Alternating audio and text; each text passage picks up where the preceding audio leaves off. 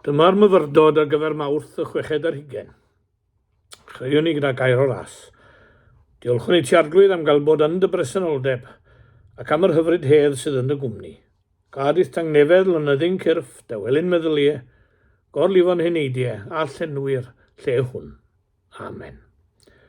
Ni ddarllen chydig o nodau o bedwaredd benod Efengyl Marc, 35-41, Iesu'n tawelu storm. Yn hwyr y prawn hwnnw, a hitha'n dechrau nosi, dywedodd Iesu wrth ei ddisgyblion, gadewch i ni groesi ochr draw'r llyn.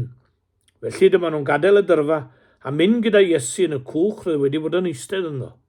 Aeth cychod eraill gyda nhw hefyd. Yn sydyn cododd y storm ofnadwy. Roedd y tonnau mor wyllt nes bod dŵr yn dod i mewn i'r cwch ac roedd yn mewn peryg o suddo. Ond roedd Iesu'n cysgu'n drwm drwy'r cwbl a'r glistog yn starn y cwch. Dyma'r disgyblion mewn panig yn ei ddeffro. Athro, wyt ti ddim yn poeni yn bod ni'n mynd i foddi?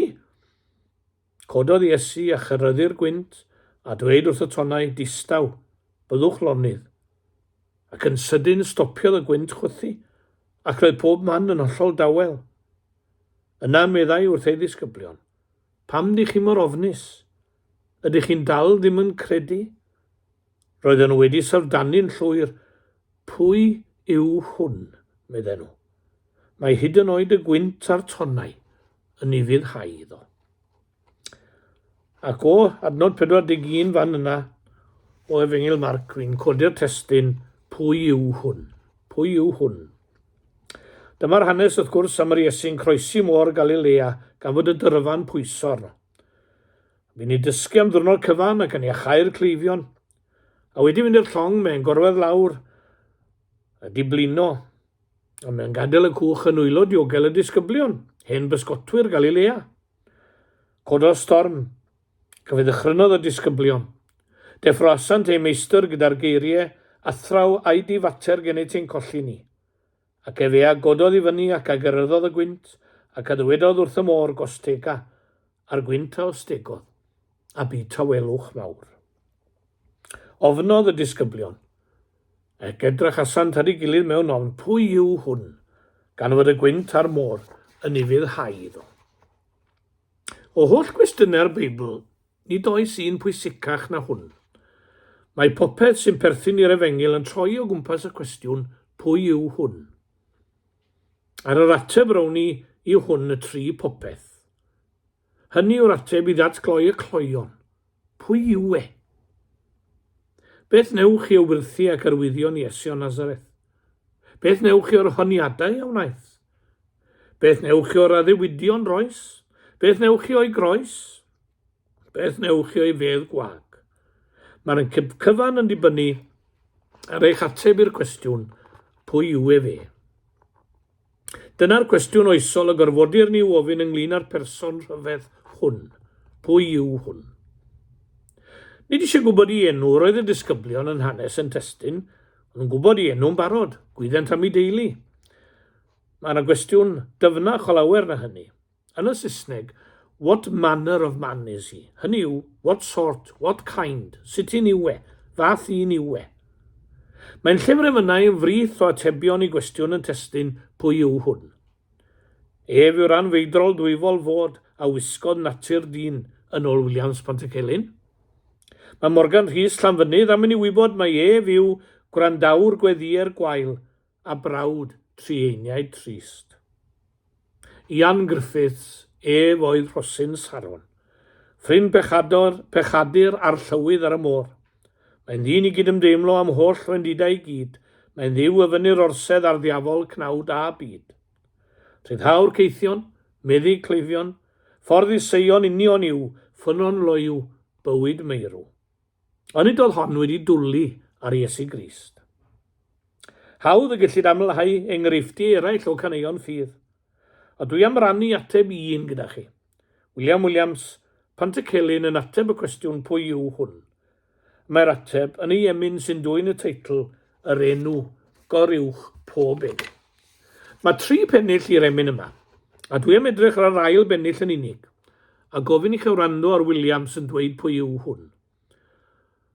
O ffynon fawr o hedd, o anchwiliadwy fôr sy'n cynnig ynddo'i hun, rhyw anerfynol stor, ti bia'r clod, wel cymer ef, trwy'r ddeiar lawr a nef y nef.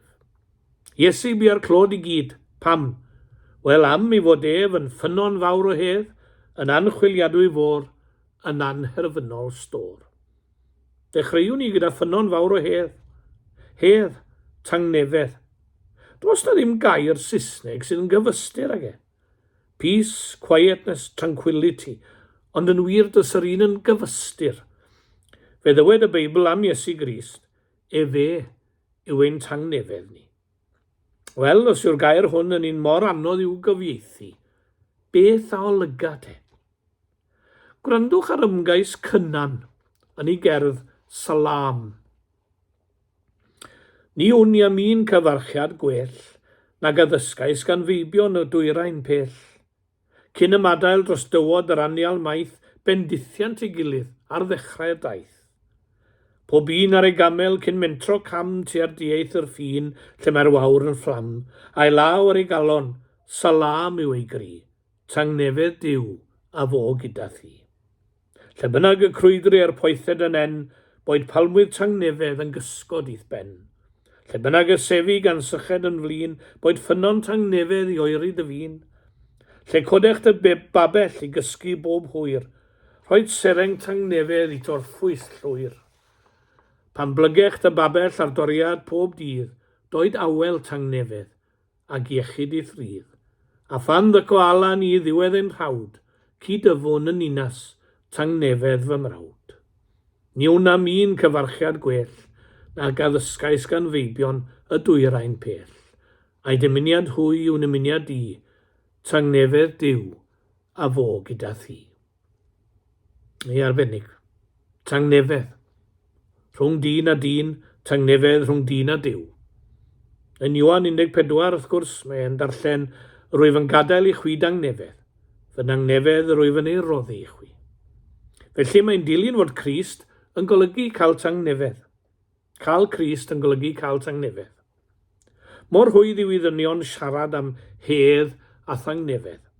Nid rhywbeth yn disgyn fel manawr nef yw e. Os yw'n rhad i ni, fe gostiodd i'r rhywun. Cyn bod tangnefedd rhyngom a Duw, bu rhaid i un weithredu cymod. Y maflodd mewn dyn ar y llawr, fe dygodd ar diwdod yn un. Y pellter oedd rhyngddynt oedd fawr, fe llanwodd a'i heiddiant ei hun. A byth hynny, fe yw'r ffynon fawr o hedd. Dyna madrodd poblogaidd yw mynd i lygad y ffynon. Mynd at graidd pethau, mynd at y galon, i darle'r mater. I fyd ac i unigolyn sy'n chwilio ddifrif am dangnefedd, Crist yw llygad y ffynon. Ofer yw popeth arall.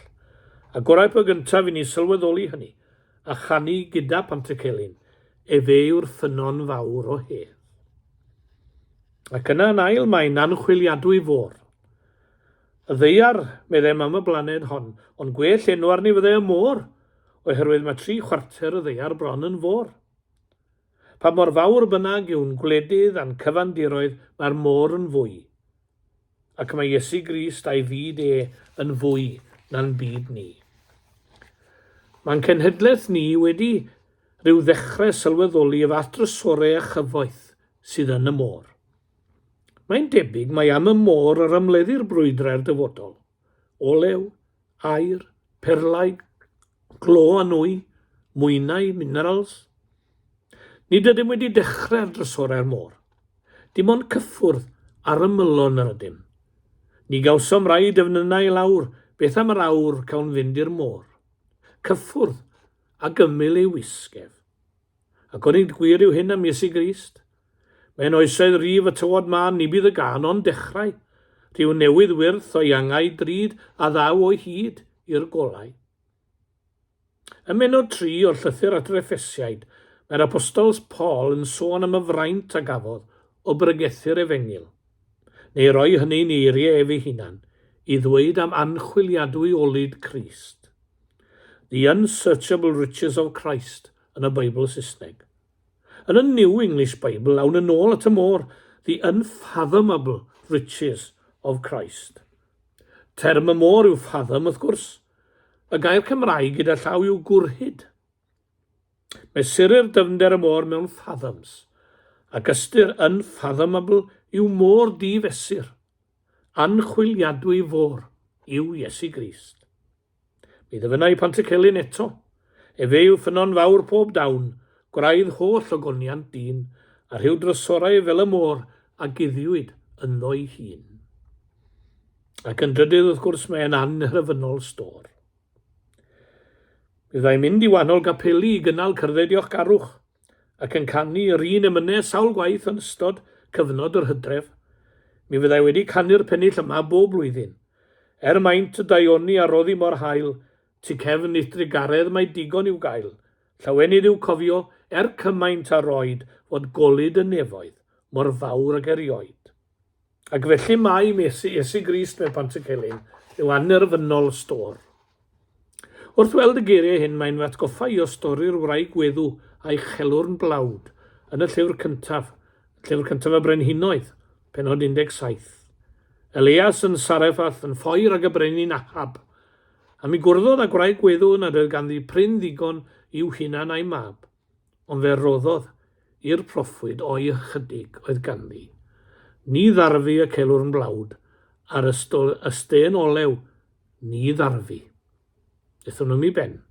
Cafodd rhyw annerfynol stor yn ei thi. Does dim diwedd iddo, neu arno. Iesu ni does terfyn arnat. Iesu Grist, yr un ddoi, heddiw ac yfori.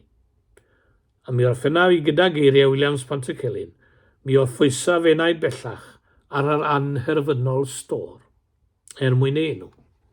Gawn ni gloi gyda gair o weddi unwaith yn rhagor. Arglwydd ein Duw, trown atad ar gyfnod y grawys gan ofyn am dyfendith a tharweiniad yn ystod y tymor pwysig hwn. Diolchon am yr hanes sy'n sylfaen i'r grawys, a helpa ni fyfyrio'r newydd ar y digwyddiadau. Cofion fod yr ysbryd a fi'n arwain Iesu'n yr anialwch yn dymuno ein harwen ninne, wrth i ni wynebu profiadau amrywiol yr anialwch a ddaw i gwrdd â ni yn ein bywydau. Mewn byd sy'n ymwrthod â phob ddisgybleth ac sy'n mynnu troi'r rhyddid yn ben rhyddid, byddai di ni ddangos gwerth y bywyd disgybledig a'r bendithion sydd i'w cael o fyw o fewn terfynau dyfwriad a thewllus. Boed ni'n roi'n hunain yn llwyr yng ngwasanaeth ar arglwydd Iesu Grist, gan ymroddi'n llwyr i gynorthwyo'r gwanaf yn ein cymdeithas. Par i ni fod yn gefn i'r tlawd, yn gysur i'r unig, yn borthiant i'r newynog ac yn ymgeledd i'r afiach. Helpa ni ddilyn dy esiampl di o garu'n gilydd, o barchu'n gilydd, ac i gefnogi'n gilydd. Na ni wir yn halen y ddeiar ac yn oleini'r byd. O da diolchwn i ti am y cyfan, ac yfynwn i ti faddau'n pechodau. Yn Iesu Grist ein harglwydd. Amen. Wythnos nesaf fe fydd y gymanfa am 4:30 yng Ngapel Seion wrth gwrs, ac ni'n edrych mlaen i weld pawb.